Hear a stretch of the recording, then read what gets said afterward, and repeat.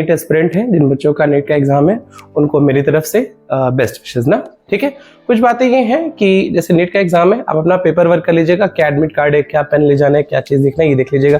फिर आपको क्या क्या कपड़े पहनने हैं, क्या से क्या जो नीट की तरफ से जो भी आया है उसको देख लीजिएगा, फिर उस हिसाब से सारा काम कर लीजिएगा। ये हो गई बाहर की बात। ठीक है, अब आते हैं पेपर वाली बात ना। जैसे आप हॉल में जाएंगे तो आपको घबराना नहीं है, ठीक है, आपको पेशेंस रहना है। ठीक, अच्छा, अब जैसे क्या हो सकता है ना कि जो आने वाला पेपर है, हो सकता है पेपर टफ आ जाए, हो सकता है पेपर इजी आ जाए, लेंदी आ जाए, मॉडरेट आ जाए।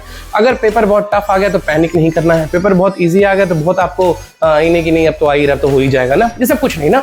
कोई भी सिचुएशन हो आपको एकदम नॉर्मल रहना है, ठीक है, नॉर्मल रह के पेपर को अच्छे से सॉल्व करना है। अच्छा ठीक है, फिर कुछ बच्चे ऐसे करते हैं कि हम चलिए हम बायो से शुरू करते हैं, हम केमिस्ट्री शुरू करते हैं, हम यहाँ से शुरू करते हैं, कुछ नहीं।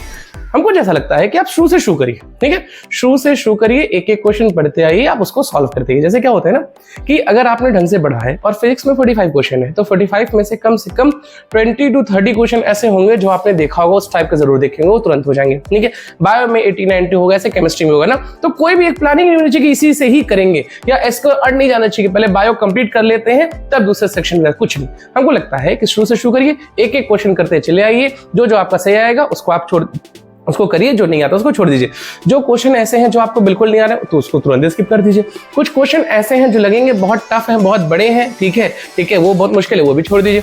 कुछ क्वेश्चन ऐसे हैं लगेंगे आपसे हो जाएंगे लेकिन वो बहुत टाइम टेकिंग होगा, उस क्वेश्चन को भी स्किप कर दीजिए। पहले आपको वही सारे क्वेश्चन करने हैं जो आपको आ रहा है, सीक्वेंस में करते चले जाइए, फिर उसके बाद का सोचिएगा, उसको बबलिंग कर लीजिए। बबलिंग करने के बाद फिर आगे देखते हैं ना, क्योंकि बबल करने में कई बार होता है, बबल करने में भी गलती हो जाती है ना, कि पहले पेपर बच्चा क्वेश्चन में कर लेता है, पेपर में सॉल्व कर लेता है, अब बबलिंग में गलती कर देता है। वो सब चीजें नहीं करनी है, ठीक है। अच्छा, अब उसके बाद तीसरी बात ये है कि अगर किसी बच्चे ने टारगेट सोच लिया कि मुझे 650, 700, 680 या समथिंग ऐसे स्कोर करना है, ठीक है।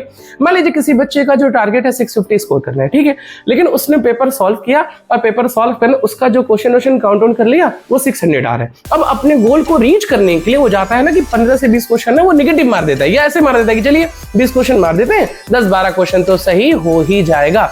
आपने सच में ढंग से पढ़ा है ना, तो कोई ऐसा नेगेटिव मत करिएगा, एकदम मत करिएगा ना, भले आपका गोल रीच हो रहा हो ना हो रहा हो, क्योंकि हो सकता है उस नेगेटिव करने से जो 600 पा रहे हैं वो 600 ना पाके आपका 570 आ जाए। तो कई बार ऐसा होता है नेगेटिव करने से सेलेक्ट होते रह जाते हैं। आपको उतना ही करना है जो आपको आ रहा है, कोई नेगेटिव नहीं करना है। पहले जितने भी वीक क्वेश्चन है वो सारे कर लेने हैं, आपको कोई एकदम फिक्स नहीं करना है कि एक पोर्शन कंप्लीट कर ले तभी आगे बढ़े।